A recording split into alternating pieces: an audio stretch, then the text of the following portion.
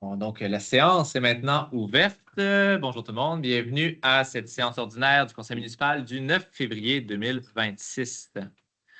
Je vais commencer par la lecture de l'ordre du jour, puis ensuite on va continuer ainsi. Point 1, ouverture de la séance. Point 2, adoption de l'ordre du jour. Ensuite, mot du maire. Adoption des procès-verbaux des séances du 12 janvier et du 28 janvier. Approbation des comptes à payer et dépôt des déboursés en administration.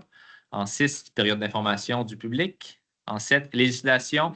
Il y a l'avis de motion et dépôt du projet de règlement concernant la tarification des services d'eau potable, l'avis de motion et dépôt du projet de règlement relatif au traitement des membres du conseil municipal, l'adoption du règlement décrétant l'imposition des taux des taxes foncières, des compensations et des tarifs pour les services municipaux.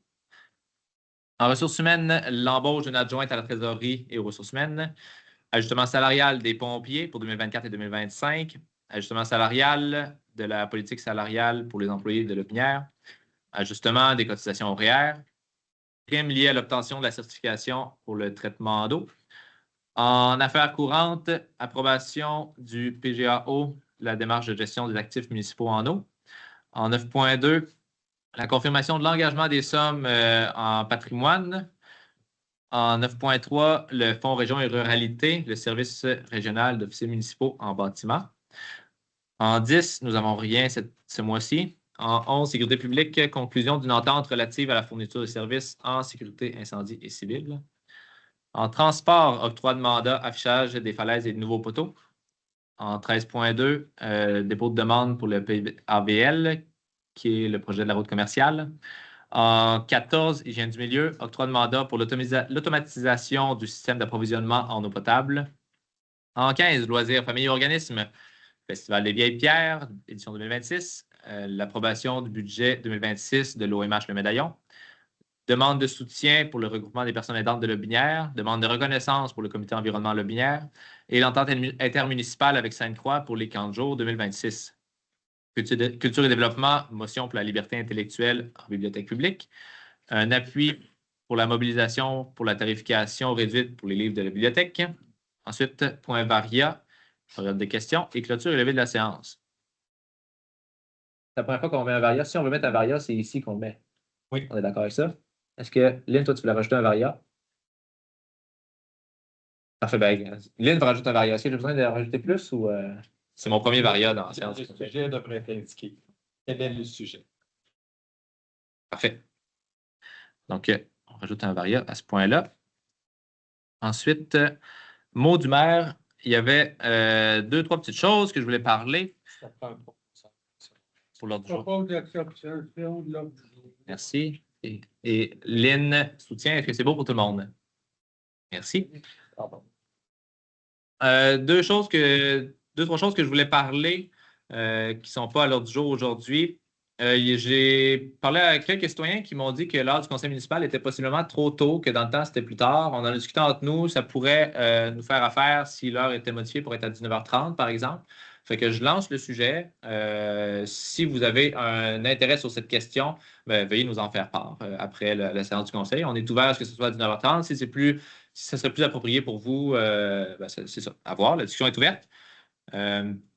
Ensuite aussi, je voulais souligner qu'en février, c'est le mois de l'histoire des Noirs. C'est un moment privilégié pour mettre en lumière les parcours, les contributions et la richesse culturelle des personnes noires.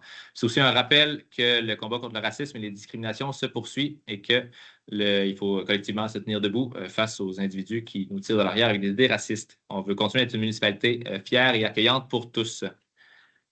Et c'est ce qui conclut mon mot du maire. On va ensuite passer en administration l'approbation des procès-verbaux. J'essaie de faire trop de choses en même temps.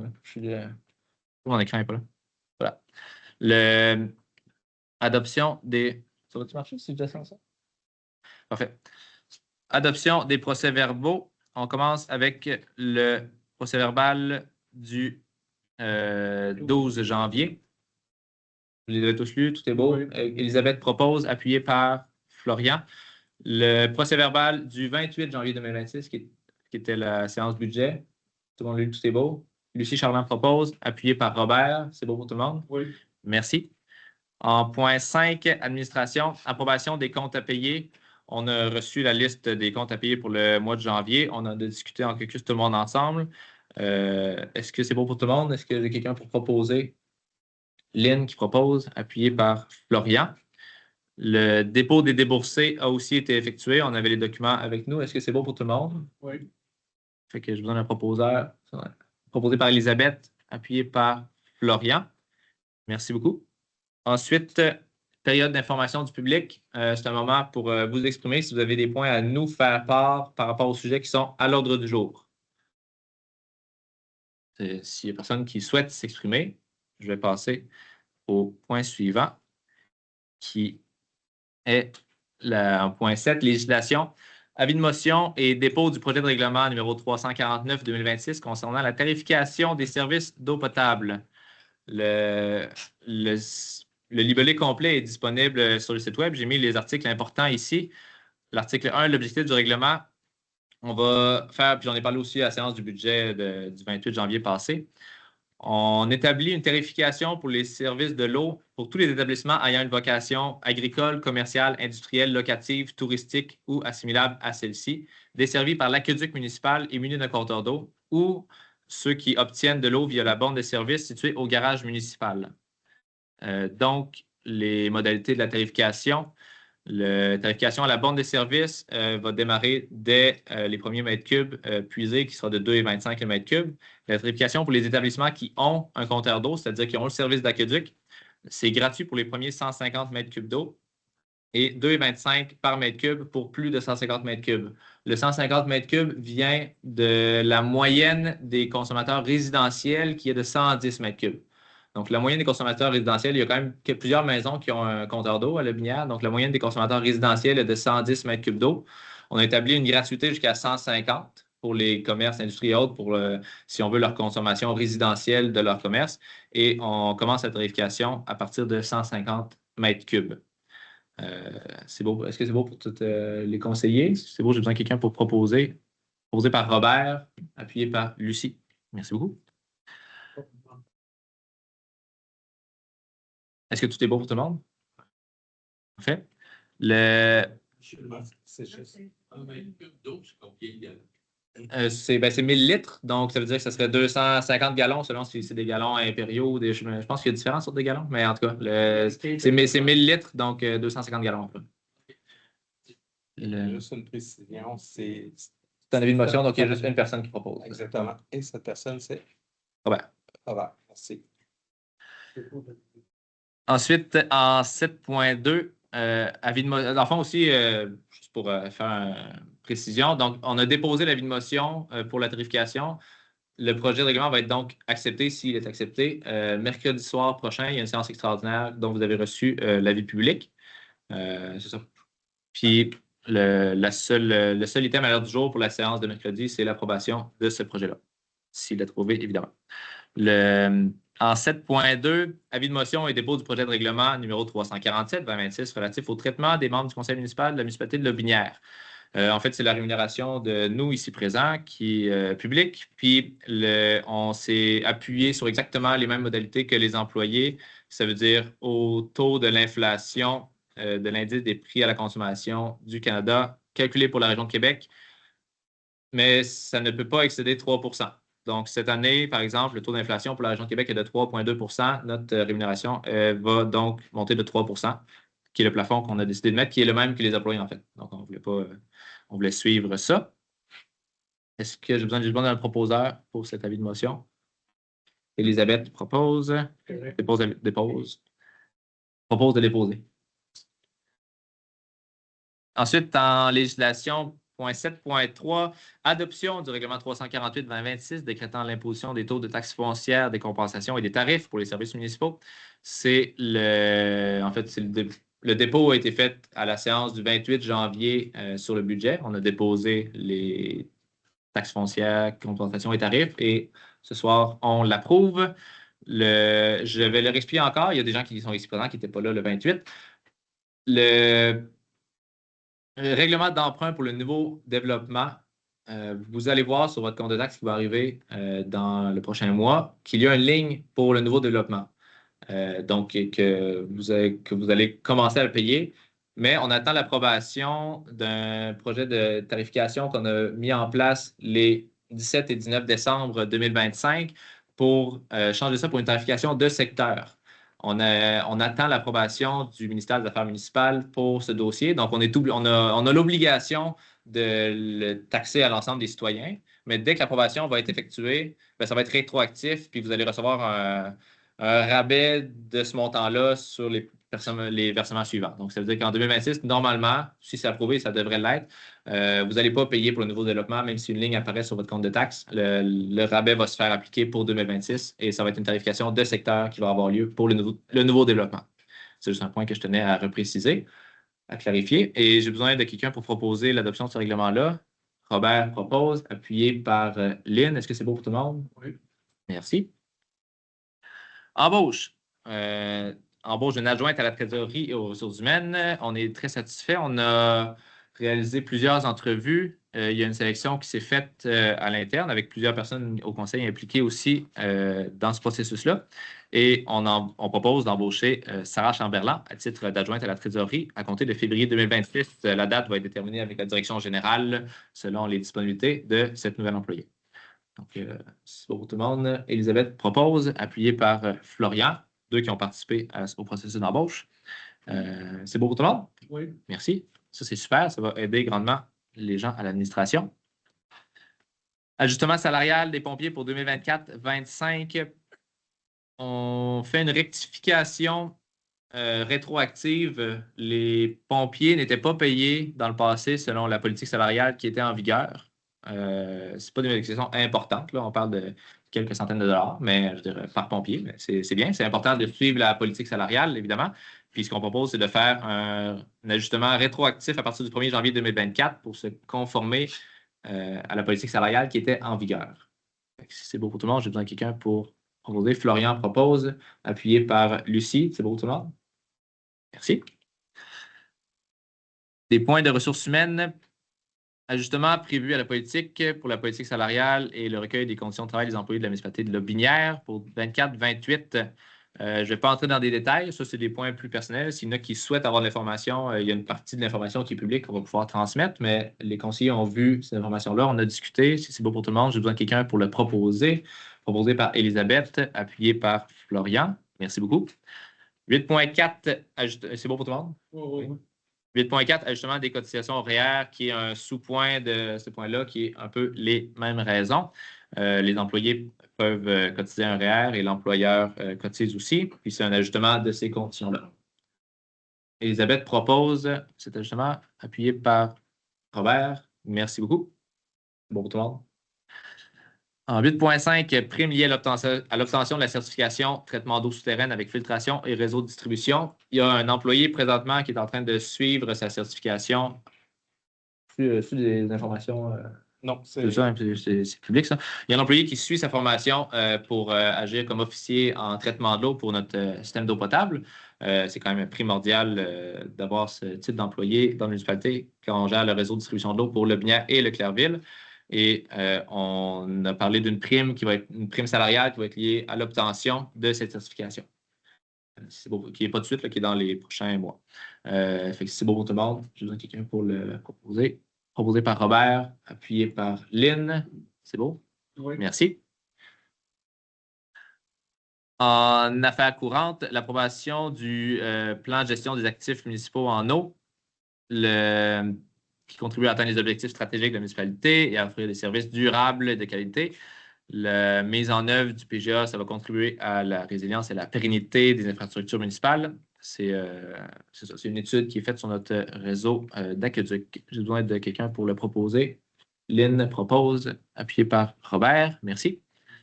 En 9.2, confirmation de les sommes dans le cadre du programme d'entente en patrimoine du ministère de la Culture et des Communications. On avait déposé une demande pour aider à la réfection de la chapelle et on a eu une aide financière du ministère du patrimoine de 20 000 pour 2026. Donc, c'est une confirmation de notre engagement à mettre, nous aussi, de notre part, un 20 000 parce qu'évidemment, c'est souvent ça, les subventions. Il y a aussi une partie qui est mise par le milieu. Donc, pour un projet total de 40 000 . Je donne quelqu'un pour proposer. Lucie propose, appuyé par Elisabeth. Merci beaucoup. C'est beau pour tout le monde? Oui.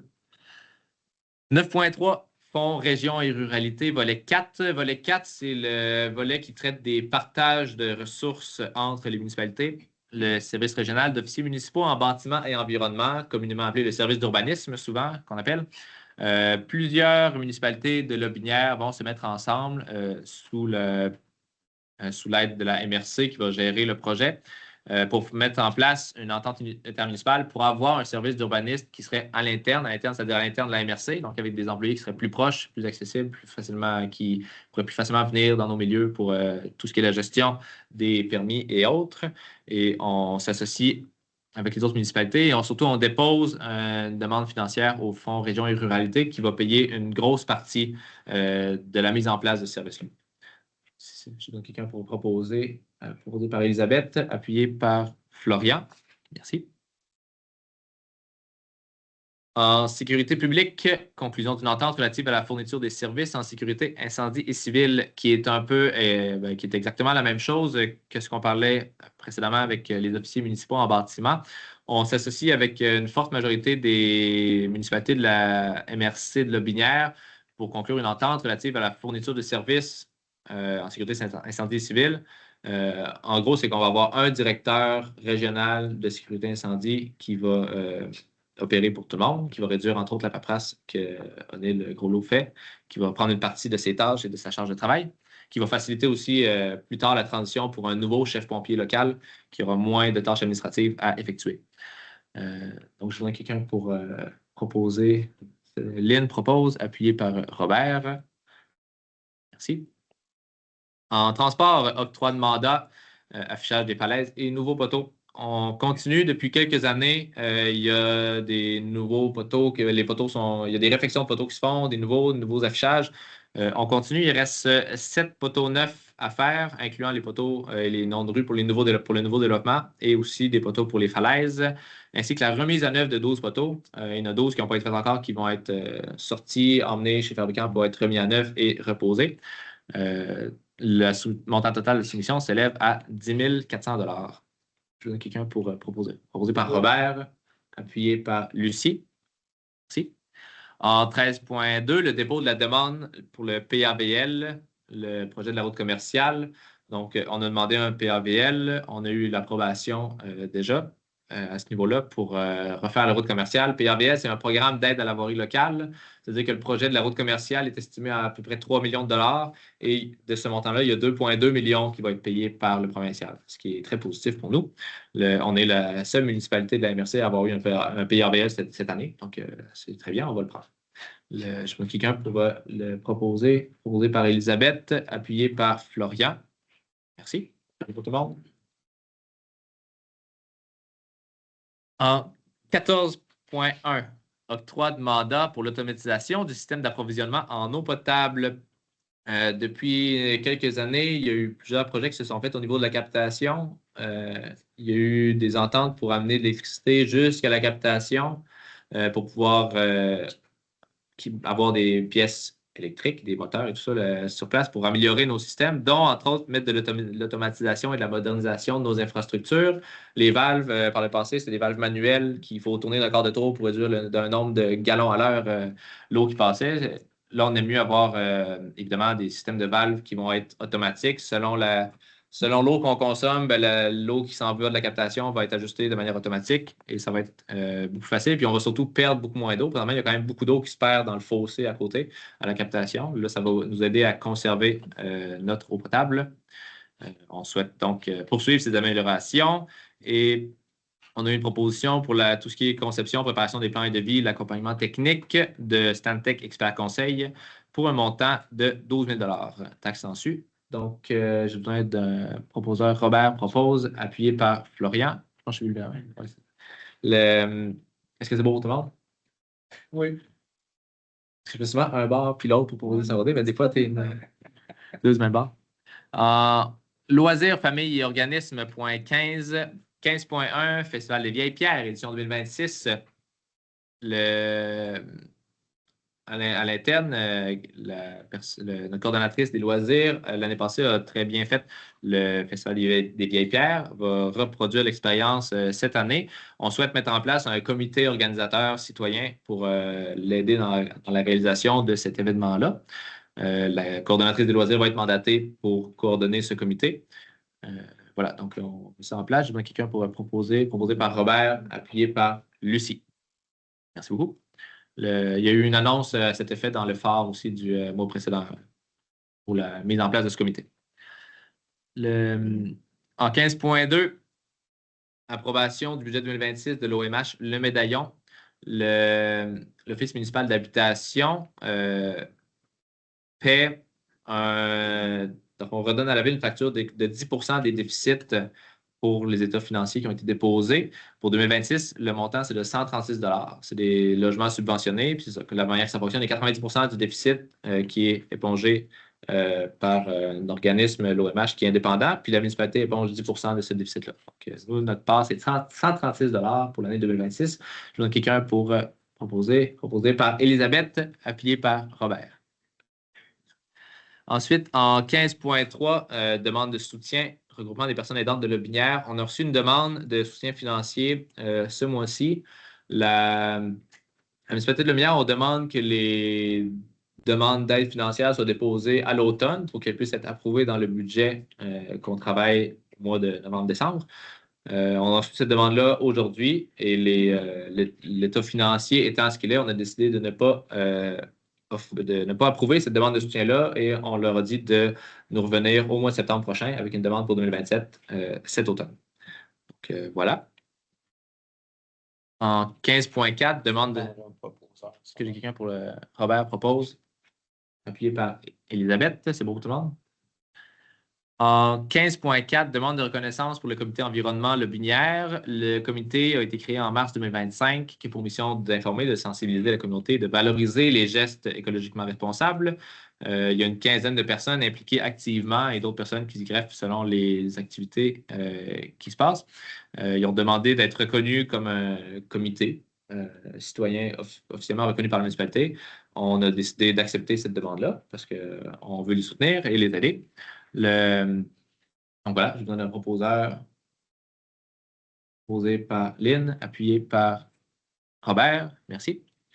En 15.5, l'entente intermunicipale pour les camps de jour 2026. Depuis plusieurs années, on est associé avec la municipalité de Sainte-Croix pour permettre l'accessibilité du camp de jour aux enfants de Lotbinière. Donc, l'année passée, il y a 6 enfants de Lotbinière qui ont bénéficié du service au cours de l'été. On souhaite renouveler l'entente avec la municipalité de Sainte-Croix pour 2026.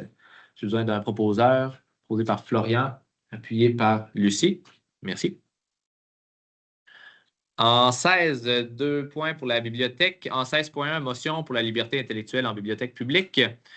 C'est tout simplement une motion de soutien. Il a proposé qu'afin de garantir un accès au savoir et à la culture à la population québécoise, la municipalité de Lotbinière reconnaisse officiellement que les bibliothèques publiques, comme des lieux reflétant la diversité des points de vue, l'expertise du personnel des bibliothèques publiques pour gérer la sélection et la diffusion des collections, ainsi que la nécessité de soutenir et d'appuyer le personnel des bibliothèques publiques dans les choix des œuvres composant leur collection et de ne pas céder à la pression de censure et de demandes de retrait qui pourraient cibler ces institutions. Donc, on souhaite appuyer les bibliothèques en ce sens. Est-ce que j'ai quelqu'un qui veut déposer la motion? Lucie, va déposer. Ah, c'est ça. C'est beau pour tout le monde? C'est Lucie qui propose. Oui, appuyé par Elisabeth. Ensuite, en 16.2, la municipalité souhaite offrir son appui, encore une fois, à la bibliothèque pour la mobilisation, pour la tarification réduite pour les livres de bibliothèque. Le gouvernement fédéral, depuis très longtemps, offre une tarification réduite pour les envois postaux de livres, qui est utilisée, entre autres, par la bibliothèque pour faire du prêt entre bibliothèques. Quand nous, on va à la bibliothèque de Lotbinière, qui ont un livre qui n'ont pas, on peut l'emprunter à une autre bibliothèque du réseau et ça arrive gratuitement à Lotbinière. Présentement, il y a des modifications qui vont augmenter les tarifs liés à ça et on souhaite appuyer la mobilisation des bibliothèques pour faire entendre au fédéral qu'on ne souhaite pas que ces tarifs augmentent pour la tarification sur la livraison des livres. Robert propose, appuyé par Lucie. Bon pour tout le monde. Merci. Ça a été rondement, on est déjà à la période des questions. Il y a le variant.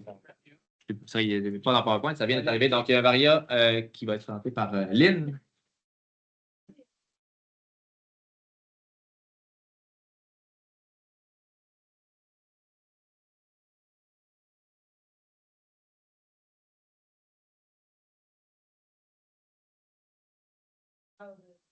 Parmi la fille à Sylvain Lévent. Ça, c'est quelqu'un de ça. En tout cas, c'est le temps de voir qu'on est représenté. Et 27e, c'est quand même. Déjà d'être aux Olympiques, c'est beaucoup. Sur 3 milliards, c'est bon. C'est très bon. Alors, je vais juste faire un petit flash pour Rose. Merci beaucoup. On arrive donc à la période des questions. Je vous invite à ces moments pour poser vos questions publiquement. J'ai mis le règlement de régie interne ici. Oui, bonjour.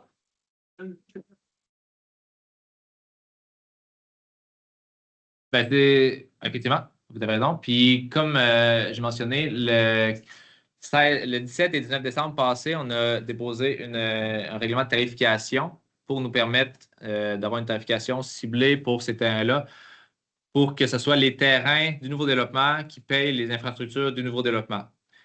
Puis, il faut avoir l'approbation de cette tarification-là pour pouvoir vendre les terrains au prix qu'on a demandé de mettre la tarification. Donc, c'est une roue qui s'enchaîne. On a déposé le 19 décembre. Il y avait une période de 30 jours pour les personnes intéressées à s'exprimer, qui a fini donc au 19 janvier. À partir du 19 janvier, c'est au bureau du ministre qui doit donner son approbation. La durée moyenne pour une approbation, c'est dans les 45 jours. Nous, on souhaite vraiment accélérer ça parce que nous aussi, on a hâte de mettre les pancartes. Les pancartes sont faites. Ils existent, sont dans le bureau, sont dans les entrepôts municipaux, sont prêtes à être posées. La seule chose qu'on attend, c'est ce règlement de tarification qui soit approuvé. On a parlé avec notre députée Isabelle Lecourt pour qu'elle fasse des pressions sur le ministre pour qu'on ait une approbation rapide. Mais il n'y a rien de plus qu'on peut faire pour l'instant. On est en attente de l'approbation ministérielle pour pouvoir mettre la pancarte et vendre les terrains. Mais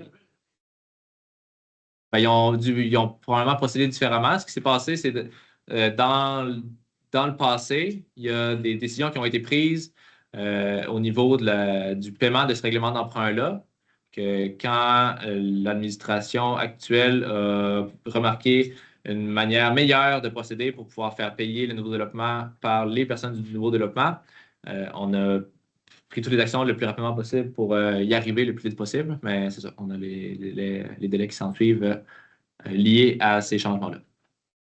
Mais nous aussi, on a hâte, les pancartes sont prêtes, on a hâte de les déposer. Puis il y a des.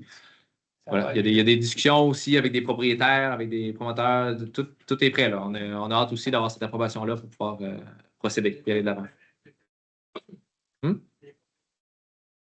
Oui, oui. Tout est réglé, tout est notarié, tout est en ordre. Là. On a un échéancier, des étapes, puis on avance. Puis c'est ça, là, on est en attente de cette approbation réglementaire-là, mais le reste des trucs avancent, comme les photos, les pancartes, les noms de rue, tout est déposé aussi à la commission de toponymie, tout ça, fait que tout est en cours et avance le plus vite qu'on peut.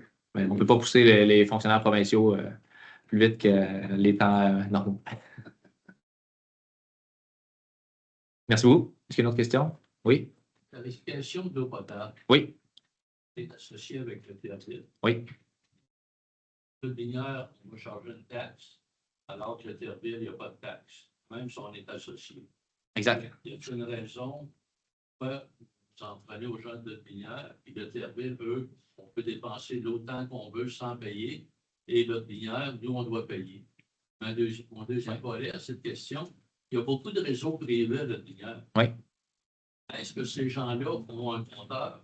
S'il y a trop d'eau qui se dépense dans le réseau privé, est-ce qu'il est taxé au même taux que les entreprises et les commerces? Je vais répondre à la première question, ensuite à la deuxième. Merci. Première question. L'entente sur l'eau entre Lotbinière et Leclercville, c'est une entente à la consommation. Donc, il y a des compteurs d'eau sur les gros tuyaux principaux là, qui vont vers les deux villes. Chacun a sa captation aussi. Au niveau de la captation, Leclercville a ses propres terrains avec sa propre captation. Ça va dans un seul tuyau qui descend jusqu'à notre usine de traitement. C'est traité. Les dépenses occasionnées par le bâtiment sont payées moitié-moitié. Les dépenses occasionnées par la consommation, c'est-à-dire les employés qui s'assurent du fonctionnement du système et tout ça, sont payés au prorata de la consommation, en moyenne 1/3, 2/3. On a quand même plus de population à Lotbinière. Le reste, après ça, c'est ça. Nous, on a donc 2/3 des dépenses liées à la consommation et nos dépenses sont budgétées, connues, etc. Donc là, pour arriver à payer les infrastructures sur l'eau, c'est uniquement les gens qui ont l'eau qui la payent. Évidemment, donc toutes les dépenses liées à l'eau sont payées par les gens qui ont l'eau. C'est une ligne sur votre compte de taxes, vous le voyez, ceux qui ont l'aqueduc, on le voit.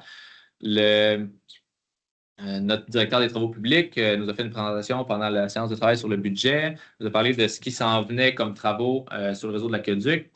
On pense, ça encore une fois, c'est la version politique qui parle, mais on pense qu'il y a eu potentiellement des sous-investissements dans le passé qu'il faut rattraper. Le directeur des travaux publics nous a fait un plan d'échéancier de travaux pour procéder. Et il y a des coûts liés à ça, évidemment, qui vont être payés uniquement par les gens qui consomment de l'eau. Si on ne mettait pas cette tarification-là sur les consommateurs commerciaux, l'augmentation, on a vu à la séance du budget du 28 janvier, on a présenté l'augmentation pour les clients résidentiels des services d'eau est de 9 $ cette année. L'augmentation, s'il n'y avait pas eu cette tarification-là sur les clients commerciaux, aurait été de plus de 100 $ et pas mal au-dessus. Fait que là, on se dit que les consommateurs commerciaux qui consomment des milliers et des milliers de gallons d'eau doivent payer pour leur consommation. Présentement, tout le monde à Lotbinière paye le même tarif résidentiel depuis toujours, à l'exception d'une petite taxe piscine, une petite taxe par-ci par-là qui vient de se greffer, mais tout le monde paye le même montant pour l'eau depuis que le système d'aqueduc est en place. Puis on pense qu'il serait temps de commencer à facturer la consommation des plus grands consommateurs. Ils ont l'eau gratuitement depuis toujours, gratuitement, au même prix que les tarifs résidentiels depuis toujours. Donc là, c'est quelque chose qui existe dans pas mal toutes les municipalités au Québec, une tarification à la consommation. À moyen terme, on souhaite aussi mettre en place que les clients résidentiels payent à la consommation. Précédemment, j'ai habité à Saint-Apollinaire, j'avais un compteur d'eau, puis je payais à ma consommation l'eau que je consommais. Ça inciterait à consommer moins d'eau si on souhaite avoir une facture réduite. Ça va se faire à moyen terme, évidemment, parce qu'installer des compteurs d'eau dans toutes les résidences, ça ne se fera pas en un an. Donc ça, c'est un projet qu'on va parler dans les années à venir. Mais c'est quand même quelque chose qu'on souhaite mettre en place. Puis le 2,25, c'est un calcul qui a été fait par nos travaux publics de qu'est-ce que ça coûte. Chaque mètre cube qui sort de la captation dans nos tuyaux coûte, le prix est arrivé à plus haut que ça, évidemment, puis on ne voulait pas sur-tarifer l'eau, donc on a mis un montant moins cher que le réel. Le réel est proche de 2,50, on a tarifé à 2,25 pour être sûr de ne pas surtaxer les consommateurs commerciaux. Mais c'est ça, la philosophie qui est derrière ça, c'est ça. Tous les gens ont le même prix à payer depuis toujours, depuis que l'aqueduc, et on souhaite commencer à tarifer l'eau à la quantité. Puis c'est ça. La consommation moyenne des clients résidentiels, on la connaît, d'à peu près de 110 mètres cubes parce qu'il y a quand même plusieurs résidences qui ont un compteur d'eau. Puis à terme, on aimerait ça que même les clients résidentiels payent leur consommation. Donc, quelqu'un qui déciderait de laver son driveway d'asphalte à hausse à pression à tous les jours, il paierait sûrement un peu plus cher que quelqu'un qui n'a pas d'enfant puis qui.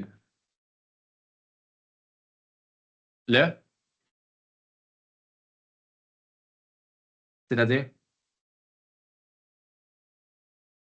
pour l'eau. La tarification d'aqueduc. Oui. Ça, dans le fond, la tarification d'aqueduc, il y a plusieurs, je pourrais retourner dans les trucs de budget, là, il y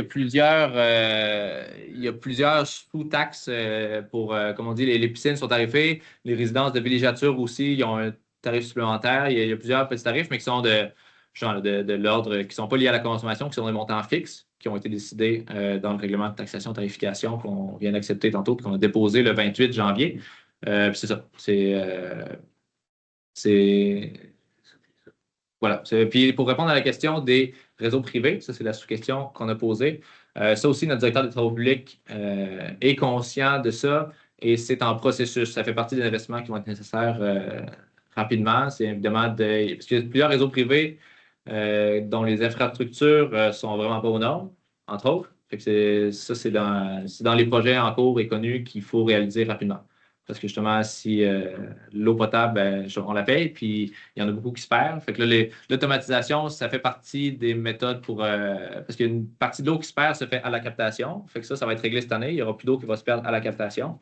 Et là, ben, après ça, il y a des pertes plus bas aussi, que ça aussi, on essaye de corriger avec le temps parce qu'on le voit partout autour. Il y a plusieurs municipalités qui n'ont pas d'eau potable. C'est quand même une ressource fragile et sensible. Puis on va essayer de la protéger parce qu'on a quand même une eau potable de qualité et abondante. L'abondance, on va le savoir dans les prochaines semaines parce que l'étiage se fait actuellement. Les tests de capacité en période d'étiage sont présentement en cours.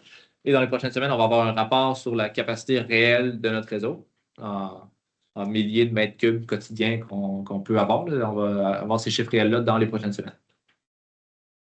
Et c'est ça. Puis avec l'automatisation, plutôt, on essaie de vraiment resserrer les réseaux le plus possible pour qu'il y ait le moins de pertes possible. Puis évidemment, là, c'est un autre. Je continue de faire un peu un éditorial, mais il y a plein de méthodes pour économiser l'eau. Autant que les consommateurs commerciaux peuvent mettre en place par exemple, des citernes souterraines que toute leur gouttière viendrait ramasser de l'eau de pluie pour les utilisations qui peuvent se faire à l'eau de pluie. Moi, chez nous, j'ai ça. Personnellement, j'ai un réservoir d'eau de pluie, puis je flush mes toilettes avec de l'eau de pluie pour ne pas mettre de l'eau potable dans mes toilettes. Fait que, c'est des trucs qui se font aussi, même pour le client résidentiel. Puis on va en parler aux gens du nouveau développement, pour les gens qui font des maisons neuves. C'est un truc qui se fait à peu de frais pour une maison neuve parce que tu es déjà en train d'excaver et tout. Fait qu'il y a plein de stratégies comme ça qui peuvent se faire pour économiser l'eau. Puis on souhaite mettre en place des mesures pour économiser l'eau potable, qui est une denrée rare et précieuse. Dans le fond, vous savez la quantité d'eau qui sort du réservoir de Luminaire. Oui. Vous savez la quantité d'eau qui sort du réservoir de Leclercville. Oui. Mais après, l'eau, elle s'en va de tout bord du côté. Après l'usine de chloration, Oui.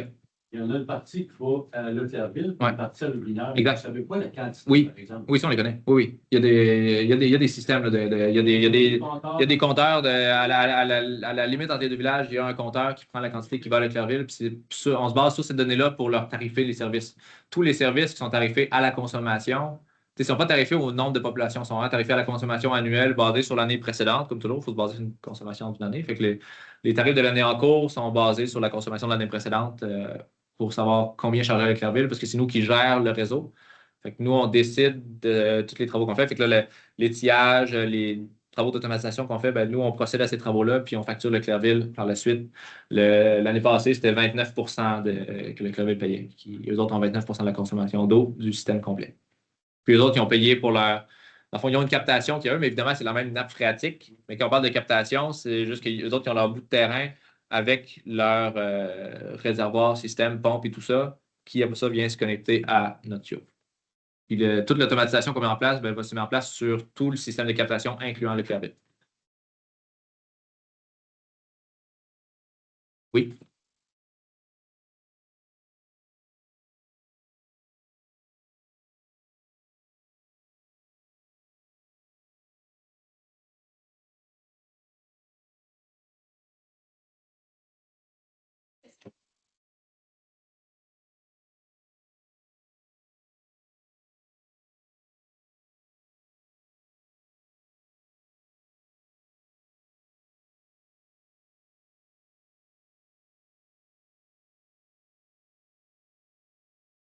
Et en même temps, ça fait partie globalement de pouvoir mieux utiliser. Ouais. Présentement, il n'y a pas de subvention, particulièrement pas pour les maisons neuves. Dans la rénovation non plus, on n'existe pas présentement pour ça. Là où j'ai vu qu'il y en avait en place, c'était justement les municipalités qui subventionnaient, en fait. Parce que les municipalités ont intérêt à subventionner ce genre d'initiatives-là qui leur permettent d'économiser de l'eau parce que c'est toutes nous qui avons l'aqueduc qui payent pour l'eau de l'aqueduc. Fait que moins d'eau qui est consommée, moins ça nous coûte cher. Puis c'est quelque chose qu'on regarde. Évidemment, ce ne sera pas en 2026. Notre budget, vous l'avez vu à la présentation du budget, il y a quand même des coûts qui ont augmenté. Il a fallu augmenter les revenus via la taxation. Puis on souhaite pas. On a quand même fait un exercice pour réduire nos dépenses au maximum. Puis on n'a pas intégré ça dans les dépenses de 2026. Mais en 2027, c'est quelque chose qui m'intéresse de regarder, effectivement. Puis pour ce qui est de faire de la pression, on pourrait en faire, mais on voit probablement que le gouvernement provincial coupe dans beaucoup de choses, incluant dans le transport en commun, dans des choses comme ça. Fait que je ne sais pas si on a intérêt pour subventionner ça, mais au niveau de la municipalité et de la MRC, il y a de l'intérêt pour ça, puis il y a des discussions à ce sujet-là. Mais pas pour 2026, au niveau de l'hôpital. Ouais. Oui. Bien sûr. Une gestion d'eau institutionnelle Moi, ça devrait être individuel. La municipalité commence à gérer, donner des subventions, parce que j'en viens à ma deuxième question qui est sur l'augmentation des taxes foncières. Ouais. Vous venez de le mentionner, on a vu qu'il y avait des choses qui avaient sur la papage à faire. Puis, la semaine passée, quand vous en avez parlé de l'augmentation du facteur, n'est-ce pas? Le point 4 quelque chose qui a été monté à point quelque chose d'autre, qui a donné une augmentation de 14%. Exact. Ouais, parfait. Par contre, on a eu une nouvelle évaluation foncière. Le... Augmenté énormément. Et est-ce que ce 14%-là va s'appliquer en plus avec le surplus de l'augmentation foncière? C'est-à-dire, si tu as eu une augmentation foncière de 30%, en plus d'une augmentation de taxes de 14%, on parle dessus de 14% plus 30% de 14%. Normalement, le rôle d'évaluation foncière est. Je le sais.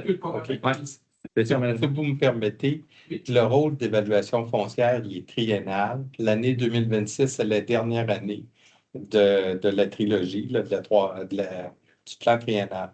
Au cours de l'année 2026, le service d'urbanisme de la MRC va nous déposer à la municipalité un nouveau rôle d'évaluation 2027-2029 qu'on va pouvoir vous communiquer à la fin de l'année 2026 et qui va entrer en vigueur en 2027. Lorsque la municipalité va préparer son budget pour 2027, elle va tenir compte de cette majoration-là comme telle, parce que lorsqu'on parle de taxes municipales, c'est un prorata qui se fait sur l'ensemble de la richesse. Fait que si toutes les résidences et terrains, propriétés, le minière augmente, disons, de 30%, et que le niveau de taxation, le montant de la dépense demeure la même, vous ne payerez pas plus cher là, en soi. Là. Puis en fait, le 14% et le 14% de dollars de plus moyen. C'est basé sur. C'est pas basé sur la valeur de la propriété, c'est basé sur mettons, une propriété, que l'exemple qu'on avait, c'est une propriété de 381 000, qui, dans l'exemple qu'on avait dans le budget, le nombre de dollars qu'elle va payer en 2026 est 14% plus élevé qu'en 2025. Oui, ça, c'est Non, il n'y a pas eu de révision du rôle d'évaluation entre l'année passée et cette année. Là. Ouais. Exact. Ouais. Parfait.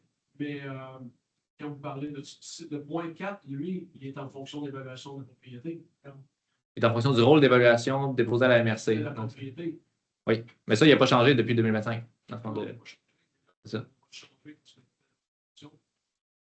C'est ça. Donc, normalement, si vous regardez votre compte de taxe de 2025, si vous regardez votre compte de taxe de 2026, il doit y avoir une hausse moyenne de 14%. Puis ça varie selon les scénarios qu'on avait faits. Il y a des maisons que ça va être 12, il y a des maisons que ça va être 15, mais ça varie en ça. Là. Il n'y a pas personne qui va avoir une hausse de taxe de seulement 40%, parce que le rôle d'évaluation n'a pas changé depuis 2 ans.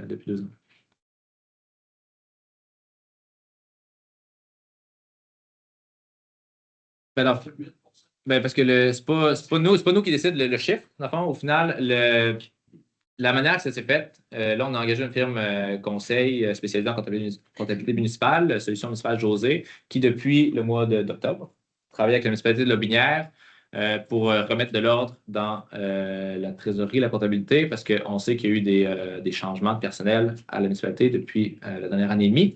Le Solutions municipales José, qui sont des spécialistes qui font juste ça depuis 25 ans, la comptabilité municipale, ils sont arrivés avec une proposition de budget en janvier. On a eu une journée complète d'études du budget un samedi. On était les 8 ici autour de la table avec José Gauthier de Solutions municipales José, ainsi que les employés de l'municipalité, donc travaux publics, loisirs, etc. Puis pendant une journée, on s'est dit, puis au début, quand il est arrivé avec sa proposition de budget, c'était une hausse d'augmentation de taxes de 28%. Fait que là, on s'est dit, évidemment, ça n'a pas d'allure, on ne peut pas faire ça. Fait que là, il fallait couper. Fait que là, on s'est regardé. Puis là, quelle dépense? OK, cette dépense-là, est-ce que c'est nécessaire? Est-ce qu'on peut la reporter d'un an? Est-ce que Fait que, OK, on coupe. Puis jusqu'à temps qu'on arrive avec qu'à un moment donné, on était rendu à, comme on a vu, là, couper le financement municipal du service de garde, des affaires de même, là, qu'on ne voulait pas, là, que c'était pas. Nous, on est tous aussi des payeurs de taxes, on a des enfants, on a des soins de Lotbinière. Ce n'est pas des choses qui nous plaisaient à faire, mais c'est les bonnes pratiques dans le sens où on fait confiance à cette firme-là qui a vraiment, pendant 3 mois, a eu le nez à temps plein dans nos chiffres. Ils nous sont arrivés avec voici les dépenses qui s'en viennent pour 2026. Et nous, il faut que nos revenus suivent nos dépenses. On est obligé de déposer un budget équilibré. Donc, on avait un niveau de dépense qui était de 3 millions quelques, que là, on a justement essayé de couper le plus possible pour rationaliser, pour reporter des investissements, etc., avec l'accord des travaux publics puis des loisirs, tout ça. Puis, puis après ça, on arrive avec un niveau de dépense. Puis nous, il faut que nos revenus égalent nos dépenses. Donc, d'où la tarification sur l'eau, d'où l'augmentation de taxe moyenne de 14 %. C'est pas, c'est ça. Il n'y a pas de. Ouais. Puis, c'est sûr que là, il y a des, comme on avait expliqué aussi, le dépôt des états financiers vérifiés 2024 et 2025 n'est pas fait encore. 2023, c'est fait l'automne passé. Donc, 2024-2025 vont se faire au courant de l'année. Là, présentement, on a engagé quelqu'un à la trésorerie. Solutions municipales José continue de nous accompagner dans les prochains mois aussi. Tous les chiffres de 2026 vont être les chiffres réels, connus, approuvés, vérifiés. Donc, quand on va déposer le budget 2027, là aussi, on va se baser sur des montants réels, connus, vérifiés. Puis ça va être un budget plus sûr et plus concret. Puis là, on attend encore les états financiers 2024 et 2025 vérifiés qui sont en cours et qui vont être déposés dans l'année qui vient pour pouvoir parler du passé. Là, nous, on parle du futur. Puis pour expliquer ce qui est le passé, on attend d'avoir ces états financiers vérifiés là. Je ne sais pas si c'est clair, là. J'essaie de. Ouais, bon. Ben ça, c'est basé sur les dépenses. Nous, on est obligé d'avoir un budget qui arrive à zéro. Fait que nous, les dépenses sont de. Puis l'augmentation réelle des dépenses par rapport à l'année passée est de 202 000. Fait que par rapport au budget, pas nécessairement par rapport aux dépenses réelles, que ça, on va avoir avec le dépôt des états financiers vérifiés, mais par rapport au budget 2025, le budget 2026, il y a une augmentation de dépenses de 202 000. Donc, nous, il fallait augmenter nos revenus de 202 000 aussi. On avait l'obligation de le faire. Voilà. Exact. Nous aussi, on est des payeurs de taxes de Lobinière et on est des citoyens de Lobinière. C'est pas quelque chose qui nous faisait plaisir. Puis en plus, puis on sait, c'est même pas lié à des projets particuliers. Là, avec ces 14 %-là, ben, on paye les routes, les vidanges, l'eau, l'égout, bref, les services de base de la municipalité. Puis c'est ça. Bien, ben, là, le temps avance. Y a-t-il une autre question dans la salle? Je vais quand même, si vous permettez, je vais quand même aller voir quelqu'un d'autre. Puis, oui. Le comité environnement, c'est qui? C'est plusieurs personnes. C'est des. Y a un président, un Il n'y a pas de président, parce qu'en fond, c'est un comité citoyen, j'en fais partie, bien honnêtement. Puis c'est un comité qui n'a pas de budget, qui est juste des gens qui se rassemblent pour faire des actions environnementales. L'année passée, il y a eu le nettoyage des berges qui s'est fait au printemps. Il y a eu la plantation de la slépiade qui a été faite avec un budget de la MRC. La MRC a des budgets de développement pour des comités citoyens. Fait que puis la ville les soutient en leur prêtant les salles quand ils veulent faire des événements, puis des choses comme ça. Mais il n'y a pas de budget lié à ça. C'est pas un comité légalement formé, c'est uniquement un comité citoyen qu'on reconnaît leur contribution sociale, puis on les approuve là-dedans. C'est ça. Puis ils vont nous faire, en cours d'année, ils vont nous faire s'ils ont des projets, ils vont nous faire des demandes, puis nous, ben, en conseil public, on va en discuter, puis on va décider si on les soutient, encore une fois, dans de location de salle ou des fois avec peut-être de l'aide de personnel. Par exemple, si l'année prochaine, on souhaite faire un nettoyage des berges sur une autre portion du fleuve, potentiellement que la municipalité aurait un employé contracteur présent pour les plus grosses choses qu'on n'avait pas l'année passée. C'est à voir si on va décider de soutenir dans ce sens-là, mais c'est un comité citoyen, bénévole et non légalement formé. Voilà. D'autres questions? Oui? Oui?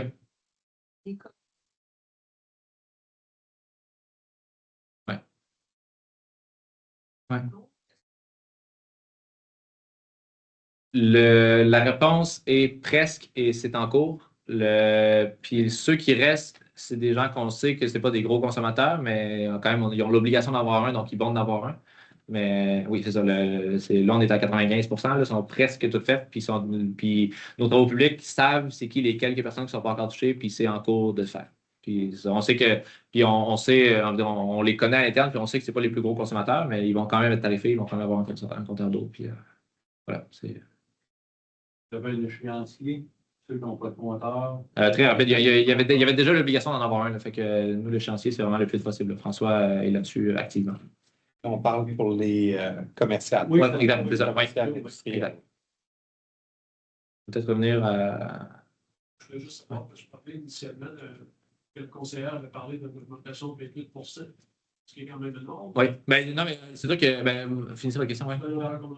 La question est simple, c'est est-ce qu'on parle de la Non, ben en fait, c'est sûr qu'il y a une coupe de dépenses, puis c'est pour ça aussi qu'on était présent avec les employés de la municipalité. Il y a par exemple dans la méthode que la comptabilité était effectuée précédemment sous d'autres personnes qui faisaient de la comptabilité, il y a certaines dépenses qui étaient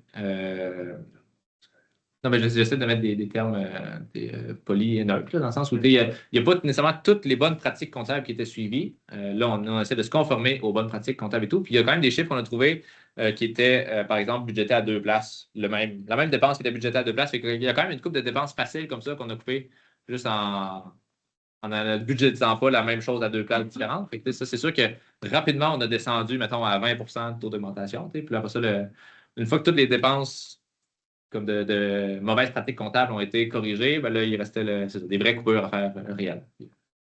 C'est ça. De manière que ça s'est fait.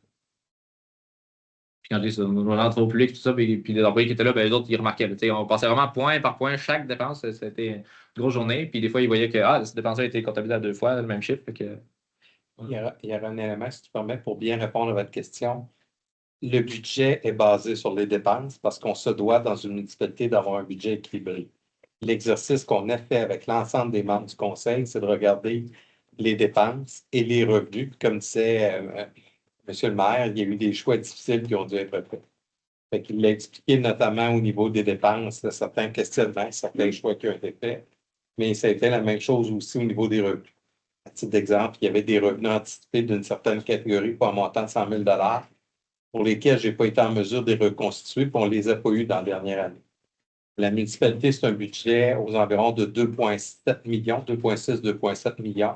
100 000 c'est 3 Juste le fait que ces revenus qui étaient anticipés l'an dernier, on ne les a pas eus. Je ne peux pas les prévoir pour cette année. C'est 3 d'augmentation juste cet élément-là. C'est pour ça qu'effectivement, c'est un amalgame de plusieurs facteurs, y compris une tendance inflationniste significative dans les dépenses des municipalités là, au Québec, où on parle d'un taux moyen de croissance de base facilement aux environs de 6 à 7 Puis en fait, comme genre, les quotes-parts de la MRC ont augmenté de 5 Fait que déjà, puis ça, c'est 30 de notre budget, les quotes-parts MRC. Fait qu'on sait que déjà 30 de notre budget, il a augmenté de 5 Fait que ça c'était entre autres une des hausses. Puis comme le bris qu'il y a eu d'Aqueduc le 2 novembre, la journée des élections, justement, ben ça, c'était dû à une pièce qui a été dans le passé, quand le réseau d'Aqueduc a été installé, une pièce qui n'est pas faite de manière conforme et selon les bonnes pratiques. Puis on sait que ce coin-là, ce morceau-là, ben, il y en a 6 dans l'unité.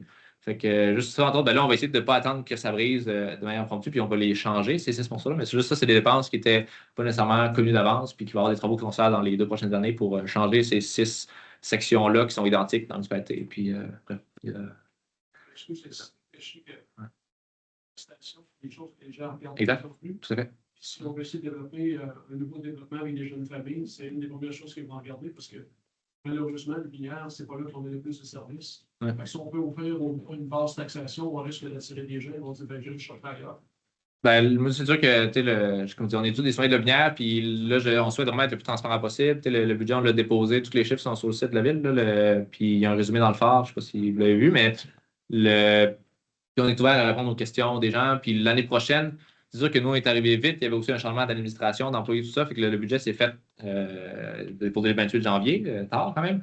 L'année prochaine, cette année, 2026, le travail sur le budget va commencer en septembre.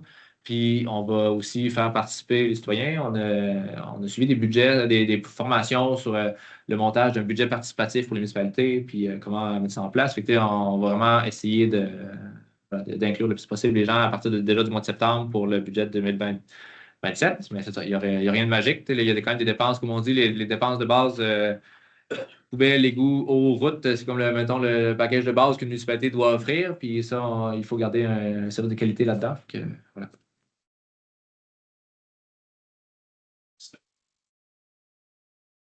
Oui, ça va nous aider. Là. Oui.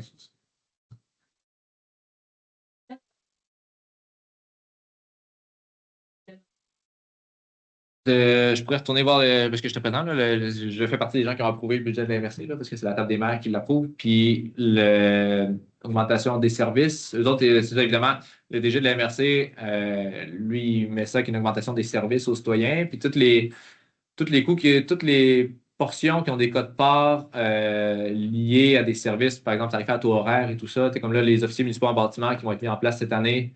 Il y a quand même un coût qui pris par l'ensemble de la MRC pour ne serait-ce que tu aies une adjointe de bureau de plus, plus que nécessaire, puis etc. Bref, chaque service a des augmentations, puis les autres souhaitent offrir des bons services. Puis je pense que la gouvernance de la MRC est quand même bonne quand on se compare à d'autres MRC. Puis évidemment, c'est ça. Je ne saurais pas dire de montant précis, c'est dû à tel chiffre, là, parce que les autres augmentations qui nous sont tarifées directement, comme le service des matières résiduelles, ben ça nous est tarifé à la consommation. Fait que ça ne fait pas partie de ces 5%-là. Mais le 5% fait partie de leur fonds d'opération régulier. Là. Ils ont changé de bâtiment, agrandi le bureau, tout rassemblé le bureau en une seule place pour offrir de meilleurs services. Fait que ça fait partie de Parce ça. que lorsque des services sont offerts, Oui. s'ils demandent une augmentation, c'est parce qu'ils ont fait de quoi de plus? Parce que c'est l'utilisateur payant. Ben, puis, en fait, surtout, on s'attend à ce qu'il y ait une augmentation. Cette année, l'IPC, l'indice des prix à la consommation, était 3,2 %, donc on peut s'attendre à 3,2 %. Fait qu'il y a comme un 2 % qui est en surplus de l'inflation. Puis, honnêtement, j'ai envie de répondre à votre question. Fait que je vais m'informer plus adéquatement et je vais revenir au prochain conseil avec ça. Parce que c'est une bonne question. À part au niveau du développement résidentiel, dire que dans le fond, ça va être ceux qui vont acheter des terrains qui vont payer là, 1,7 million. Ouais, le 1,9 avec l'achat des terrains. Ouais. Fait que dans le fond, ceux qui vont acheter un terrain, là, Ouais. ils vont payer la même au départ. Ils vont payer la même taxation qu'une personne, mettons, qui se bâtit sur, mettons, 300 000 $. Ils vont payer la même taxation au départ pour un montant de 300 000 $ que n'importe qui, nous autres ici, on aurait payé. Ouais. Plus la tarification, ils vont la payer sur l'achat du terrain. Donc, le coût d'achat du terrain va être uniquement la tarification, en fait. Nous, on ne va pas faire d'argent avec les terrains.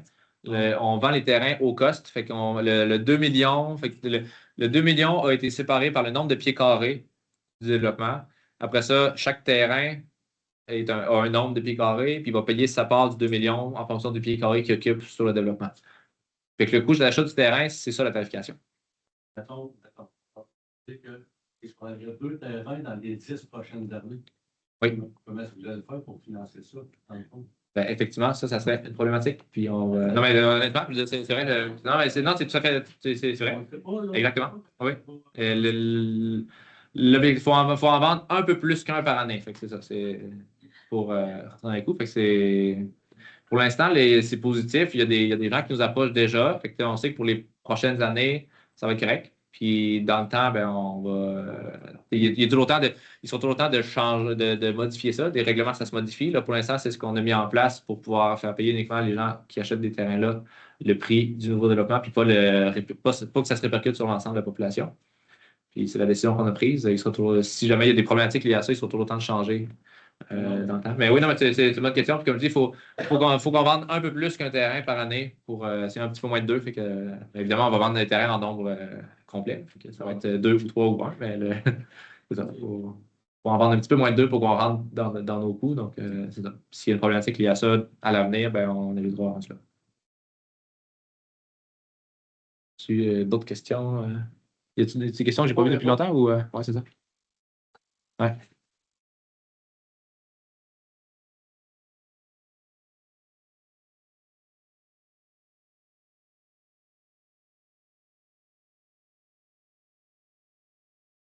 Arrive à l'achat de ces terrains-là qui font que ces gens qui vont les acheter au cost n'ont pas le droit de les revendre. Ben, ça ne sera pas particulièrement avantageux dans le sens où on est pas mal dans les prix des municipalités autour qui ont des développements. Là.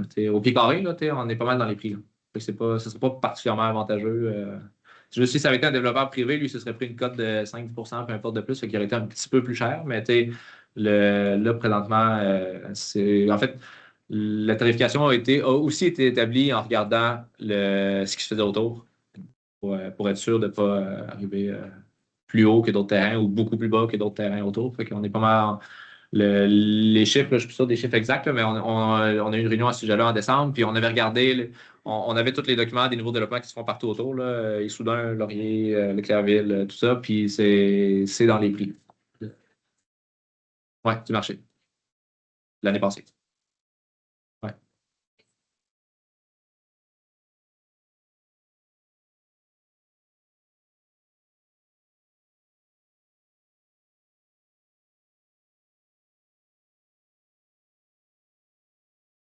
c'est pas prévu. Puis, ce serait temps d'en parler encore, mais il faudrait faire une modification de la tarification dans les années à venir si on voulait faire ça. Mais je pense qu'Alain est en train de prendre des notes à ce sujet-là. Puis, ça fait que c'est sûr que pour 2026, il n'y a pas vraiment d'impact. Les prix n'ont pas changé de manière drastique depuis un an, mais c'est sûr que ça serait à regarder. Oui, tout à fait. C'est un bon point. Est-ce qu'il y a d'autres questions du public? Les pancartes que tu as faites, c'est une loi qui t'empêche de les afficher? Ben, c'est entre autres parce qu'on n'a pas de prix, fait qu'on ne peut pas vendre un terrain. Vraiment, on ne peut pas aller chez le notaire vendre un terrain. Fait que sur le site de la ville, il y a un onglet qui parle du nouveau développement, que ça s'en vient. On a des appels de constructeurs qui ont potentiellement de l'intérêt pour construire des maisons modèles, puis tout ça. Fait que mais tout ça, ça va pouvoir se mettre en place la journée qu'on va pouvoir légalement aller chez le notaire vendre un terrain. Vraiment, on ne peut pas s'asseoir devant un notaire puis vendre un terrain. Donc, c'est la raison pour laquelle ils sont pas là. Mais dès qu'on a l'approbation. Puis l'approbation, comme on dit, au maximum, elle va arriver début mars. Puis nous, on vise que ce soit dans le plus tôt possible. Comme on dit, j'ai parlé à la députée avant-hier pour. Là, on est lundi.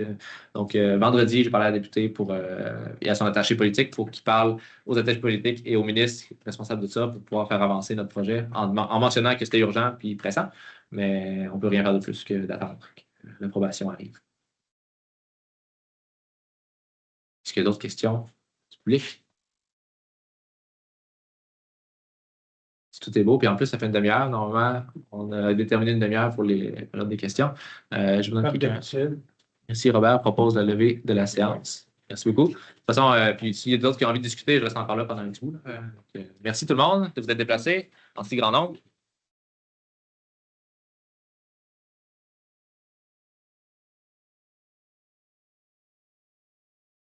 Je pense que je n'étais pas devant ma caméra. Ça va bien? Oui, ça va bien. Un instant, je vais juste fermer mon enregistrement. Oui, encore. Toujours.